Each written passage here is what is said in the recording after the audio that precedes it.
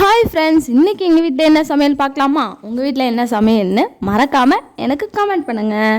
நாங்கள் வீடியோக்குள்ளே போடலாமா? மதியம் லஞ்சுக்கு என்ன பண்ணோம் அப்படின்னா, காலைல எல்லாமே இட்லி மாவாட்டினாங்க. அதனால் இட்லிக்கு தோசை இட்லி ஊற்றி சாப்பிட்டோம். இட்லி ஊற்றிட்டு மதியத்துக்கு ரசம் வைக்கலான்னு சொல்லிட்டு ரசம் சைட் பை சைடு வச்சுருந்தேன். அதுக்கப்புறம் இந்த சைட் டீ போட்டிருந்தேன். டீ எதுக்காக அப்படின்னா, மதிய டைமில் டீ குடிக்க நமக்கு ரொம்ப பிடிக்கும் இல்லையா? அது இல்லாமல் எங்கே இருந்தாலும் நமக்கு டீ தாங்க முக்கியம். டீ ரொம்ப பிடிக்குங்க. அப்புறமேது நம்மளோட கத்திரிக்காய் அவருக்கான முக்கியம் பையன் அவனை நல்லா கட் பண்ணி எடுத்து வச்சாச்சுங்க. கட் பண்ணி எடுத்து வச்சுட்டு இந்த வேஸ்ட்டெல்லாம் வெஜிடபிள் வேஸ்ட்டெல்லாம் கம்போஸ்ட் ஆக்குவோம். கம்போஸ்ட் மீன்ஸ் நாங்கள் எங்கள் காட்டில் ஃபீல்டுக்கு யூஸ் பண்ணுவோம். சுடு தண்ணி போட அந்த சாம்பல், அப்புறம் இந்த வெஜிடபிள் வேஸ்ட்டு, இது எல்லாத்தையுமே நல்லா கலெக்ட் பண்ணி வச்சுட்டு அது ஓரளவு கம்போஸ்ட் ஆனதுக்கப்புறம் அதை எடுத்துகிட்டு போய் ஃபீல்டுக்கு நாங்கள் அப்ளை பண்ணி யூஸ் பண்ணிப்போம். ஃபீல்டுக்கு அப்ளை பண்ணால் அது ஒரு எப்படி சொல்கிறது, அது ஒரு சத்து, அது ஒரு ஸ்ட்ரென்த். அது மாதிரி நமக்கு எப்படி நமக்கு ஸ்ட்ரென்த்து மாதிரி நம்மளோட ஃபீல்டுக்கு நம்மளோட காட்டுக்கு அது தேவை. சரி, ஓகே, வாங்க நம்ம சமையல் வேலையை பார்ப்போம்.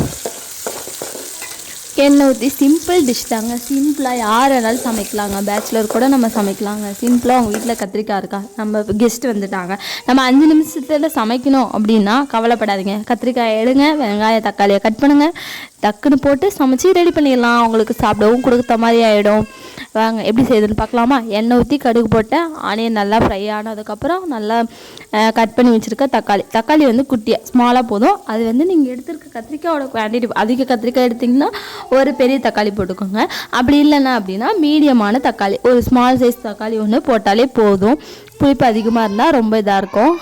போட்டுட்டு நல்லா ஃப்ரை ஆனதும் நம்ம கட் பண்ணி வச்சுருக்கோமே, ரெடி பண்ணி வச்சுருக்கோமே அந்த கத்திரிக்காய் அவனை போடணும். அவனை போட்டுட்டு உப்பு போட்டுட்டு மஞ்சத்தூள் மிளகாத்தூள் போட்டுட்டு நல்லா ஒரு ஃப்ரை பண்ணிவிட்டு தண்ணி தேவையான அளவு தண்ணி ஊற்றிட்டு நல்லா கொதிக்க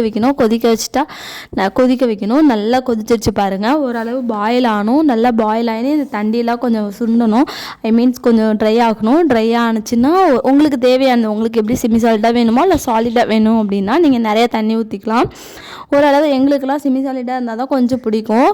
அது மாதிரி ஸ்டேஜுக்கு வந்தக்கப்புறம் நம்ம அடுப்பு ஆஃப் பண்ணிடலாம். அதேமாதிரி நம்ம நல்ல நடுவில் நல்லா ஃப்ரை பண்ணிகிட்டே இருக்கணும். நல்லா கிண்டி விட்டுகிட்டே இருக்கணும். அப்போ தான் நல்லா டபுள் சைடு வேகும், எல்லா சைடும் பாயில் ஆகும்.